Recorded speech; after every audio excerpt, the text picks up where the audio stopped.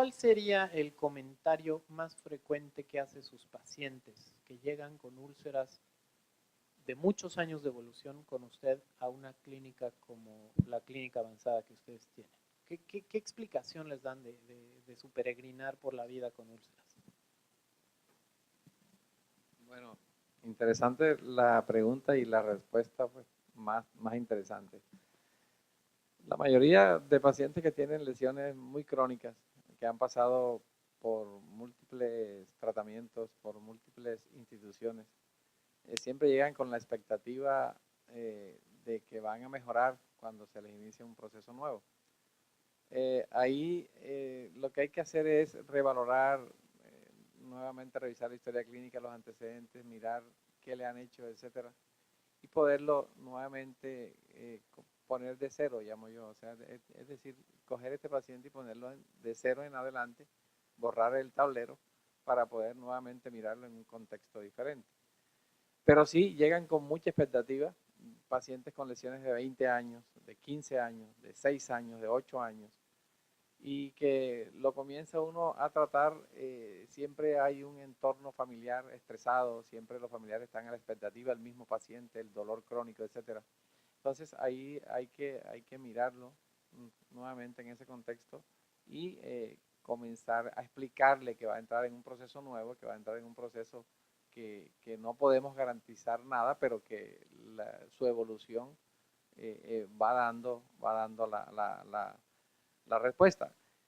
Obviamente aquí hay que definir si el paciente en su revaloración se le toman biopsias, si se envían a los sitios adecuados, porque esa es otra característica también que quería comentar. Es decir, en nuestro medio, y no es por menospreciar la patología, pero tenemos que tener el apoyo de un buen patólogo, de un buen grupo de microbiólogos, para nosotros poder saber dónde vamos a enviar una muestra para cultivo de tejido, para biopsia de tejido, etcétera, y que esperemos una ayuda por parte de esa interconsulta, llamémosla así. Entonces, sí hay mucha expectativa en los pacientes y también se complacen mucho cuando ven la evolución favorable de lo que se está haciendo.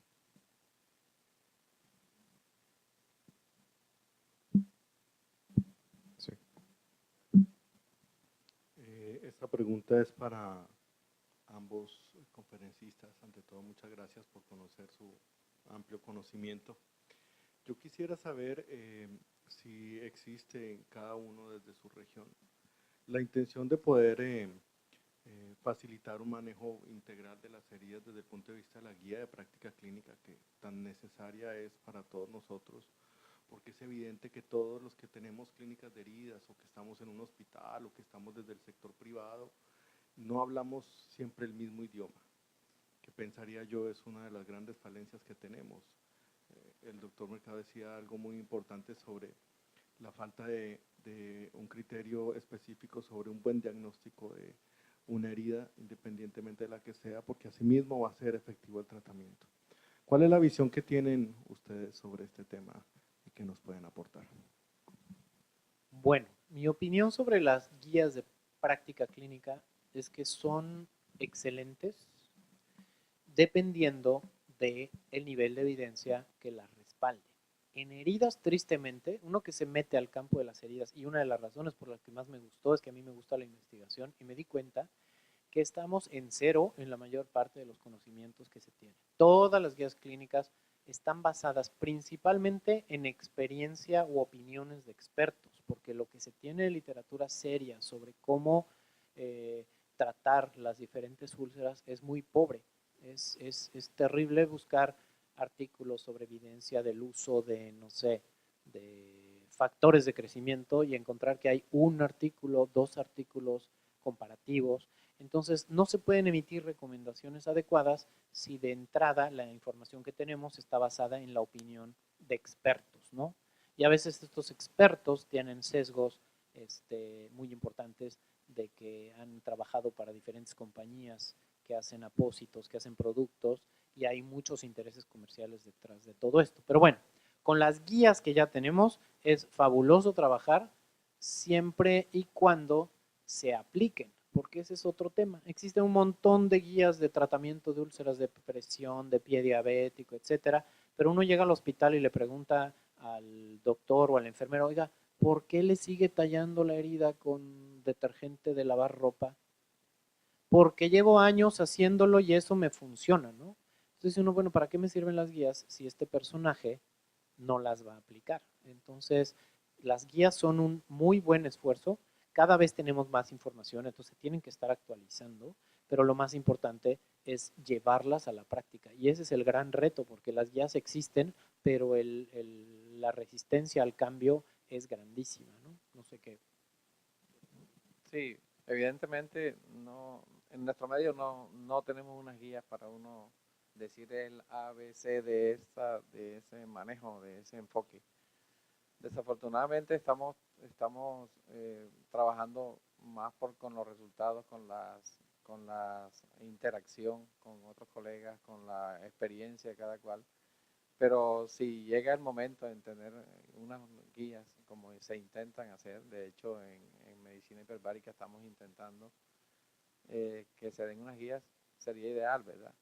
Pero tampoco dejarse influenciar mucho lo que el doctor Contreras nos comenta del tema de la industria, o sea, del tema del apósito de esto. Entonces, resulta que en las instituciones de pronto llevaron mucho hidrocoloide, entonces hidrocoloide es para todo el que llega y nadie revisa las características de la lesión, no la clasifican y obviamente pues se van a sesgar los manejos y los manejos van a caer en un estado de poca respuesta. Entonces, todo esto hay que analizarlo y no, estoy de acuerdo con el doctor Contreras, pues de que no tenemos unas guías, no se hacen estudios en nuestro medio, todo el mundo se basa más en los casos anecdóticos y que a mí me funciona tal cosa, pero realmente nadie escribe y es lo que deberíamos cambiar un poco, sí. Allá atrás hay una pregunta.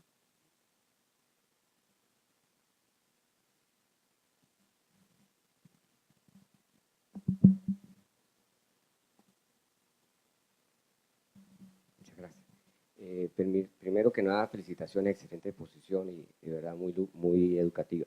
Quería hacer una pregunta al doctor Contreras específicamente en el cuanto estoy de acuerdo con el uso de la presoterapia en toda esta patología y como usted dice, pues es una de las causas de que muchas úlceras pues se mantengan en el tiempo por no usar esta medida. Pero en el caso, por ejemplo, ya que tengamos un diagnóstico como por ejemplo un pioderma gangrenoso, o asociado a una úlcera de repente mixta, también de etiología varicosa, y con un paciente con gran sintomatología, ¿usted seguiría usando la presoterapia o indicaría otro tipo de asociada o indicaría otro tipo de tratamiento? Bueno, aquí me remito a lo que le decía de mi algoritmo de manejo. Una vez que tengo el diagnóstico, pues lo único que tengo que hacer es tratar la causa. En el pioderma gangrenoso la causa no es insuficiencia venosa, entonces no requiere compresión. La compresión ayuda a todas las úlceras de pierna, menos obviamente a las arteriales. La compresión les ayuda porque desedematiza, acelera el cierre de las heridas, etcétera. Entonces es una terapia adyuvante.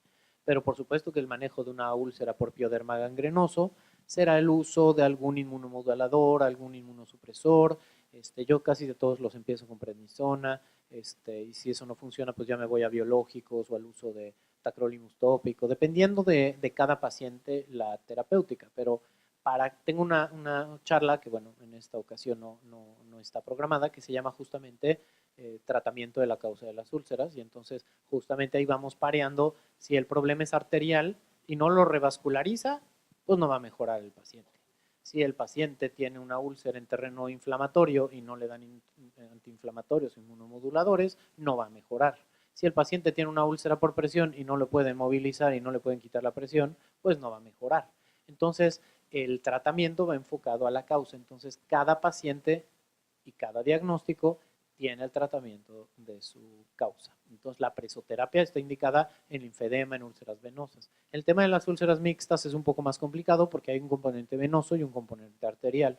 Yo lo que hago en esos casos que tienen cierto truco es definir si predomina lo arterial o predomina lo venoso, y si predomina lo venoso, darles compresión suave; si predomina lo arterial, revascularizarlos y ya luego me pongo a ver de qué otra manera los manejo. No sé si con eso contesto. Sí, muy bien.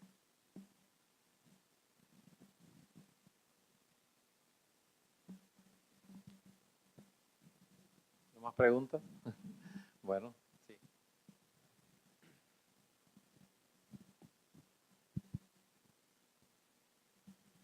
Bueno, muy buenos días. Mi nombre es Sandra Ayala y yo soy enfermera. La pregunta es para cualquiera de los dos. Quería preguntar si de pronto ustedes están de acuerdo con más bien como decirle al paciente o educar al paciente de forma como de presión para que se adhiera más que todo a este tipo de tratamientos para heridas. Bueno, el tema de la adherencia en heridas, yo diría que hay que revisar todo el entorno, ¿no? Muchos pacientes con heridas crónicas de larga data y enfermedades de base, hay que mirar si este paciente, cómo está su estado mental, su estado nutricional, cómo están los cuidadores, cómo están los cuidadores internos, llamémosle los cuidadores externos, los que vienen de instituciones, y realmente mirarlo bajo ese punto de vista. El paciente a veces se muestra colaborador, ellos quieren ser adherentes, pero el típico caso de la paciente con úlcera venosa no se quieren comprimir, el calor de nuestro medio, llegan a la casa después de haber hecho un trabajo de que se le explica, se sienta, se le dice, etcétera, llegan a la casa y pum pum se sueltan el vendaje y bueno, el trabajo siempre va uno a ver muchas situaciones en las cuales da uno un paso adelante y dos atrás, entonces son temas difíciles, ve uno con quién viene, quién la acompaña, etcétera. No es fácil, no sé, el doctor Contreras que nos pueda... Mire, yo desde hace un tiempo me convencí que hay que hacer cuidado de heridas basado en el paciente. Entonces siempre hay que enfocarnos a lo que el paciente quiera.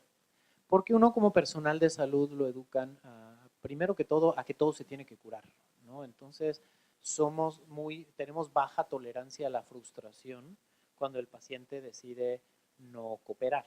Entonces, pero tenemos que indagar cuáles son las causas por las que el paciente no coopera, ¿no? A veces llegan los pacientes todos mal vendados y uno lo empieza a regañar y le dice, con ese vendaje usted no se va a mejorar. Pero uno no se da cuenta que tiene una barriga de este tamaño y una artritis terrible con la cual eso que hizo fue su mejor esfuerzo para vendarse. Entonces ahí no es que el paciente no se quiera vendar bien, es que no puede y tenemos que nosotros adaptar nuestra terapia a algo que el paciente pueda utilizar, ¿no?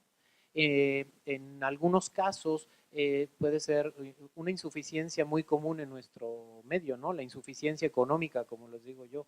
O sea, le dice uno al paciente, mire, se va a poner usted 14 inyecciones de Invans, que es Ertapenem, en México eso cuesta $100 cada ampolleta, y entonces el paciente dice, pues me puse una, ¿no? Ay, pero si le mandé 14, pues sí, pero en mi casa no comen si me pongo 14 inyecciones de Invans, ¿no? Entonces hay que adaptar el tratamiento al paciente y no al paciente tratarlo de forzar a un esquema de tratamiento muy rígido. Un tip que me pasó mi querido jefe allá en Canadá, él era muy divertido y entonces llegaban los pacientes y decían, es que a mí me dijeron que con esta pomada voy a cicatrizar. ¿No? Aquí, ¿qué les usan? La fitoestimulina, ¿no? A mí me dijeron que con la fitoestimulina yo voy a cerrar, ¿no? Y entonces lo que él les decía es, mire, vamos a usar su tratamiento 15 días y vamos a medir cuánto mejora la herida. Y el siguiente mes o en 15 días le vamos a cambiar por el mío y vemos cuánto mejora. Si con el suyo mejora más que con el mío, me sigo con su tratamiento. Si no, me da chance de hacer el mío. Y entonces uno no pelea. O como yo les digo a los pacientes, aquí es ganar, ganar. Si su tratamiento mejora mejor que el mío, yo lo publico y me hago famoso diciendo que este tratamiento es mejor que lo que hasta ahora he estado utilizando. Si no, usted se va a curar con mi tratamiento que va a ser más eficaz que el de usted. Entonces, es no pelear con el paciente y favorecer la adherencia. Claro, hay pacientes que de plano nos sacan de quicio y no hay manera de hacer nada. Yo a esos pacientes les digo, mire, usted viene aquí a gastar su dinero en buscar una terapia para mejorarse y usted no lo está siguiendo, deje de gastar su dinero y siga haciendo lo que se le pega la gana si eso lo hace usted feliz y usted se ahorra dinero y yo, mi hígado está en mejores condiciones, ¿no? Y muchas veces entienden y dicen, bueno, está bien, sí, le voy a hacer caso. Algunos no regresan y pues ya los veremos más adelante en el futuro cuando digan, ahora sí me quiero tratar con usted, ¿no? Perdón por hablar tanto.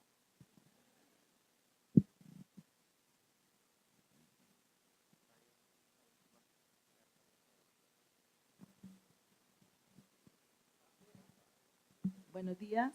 Quería preguntarle al doctor Contreras, en su experiencia con el tema de úlceras por leishmaniasis, si necesariamente siempre lo abordan el paciente con tratamiento sistémico o tienen algún protocolo de manejo solo de herida de acuerdo al tamaño.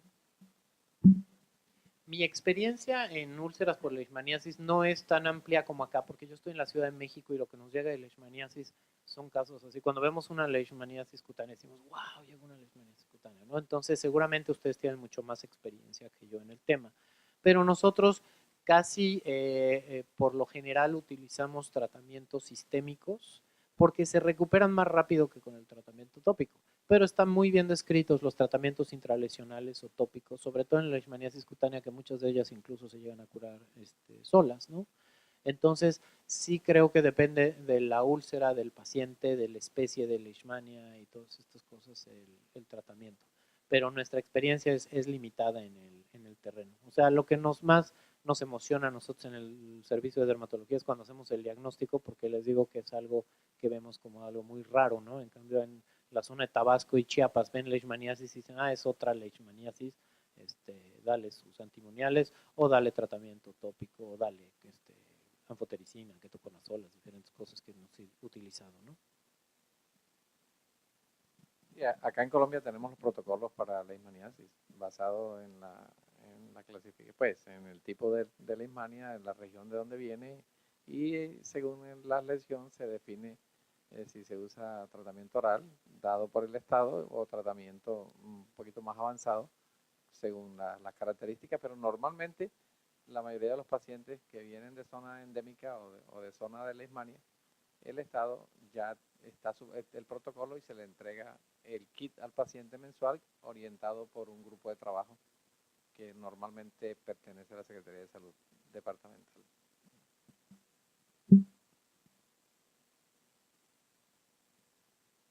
¿De qué región es usted que ve mucho leishmaniasis? ¿Sí? Fuerzas militares, muy bien. El médico coronel de la Fuerza Militar. Bueno, ¿más preguntas? Muchas gracias. ¿Sí? Vamos entonces. Los invitamos a que nos sigan en nuestras redes sociales, Instagram @cat_montería y en nuestra página de internet www.cat.com. Tenemos entonces 30 minuticos ahora para que disfrutemos de un delicioso refrigerio y para que visitemos los diferentes stands que se encuentran en el lobby del hotel.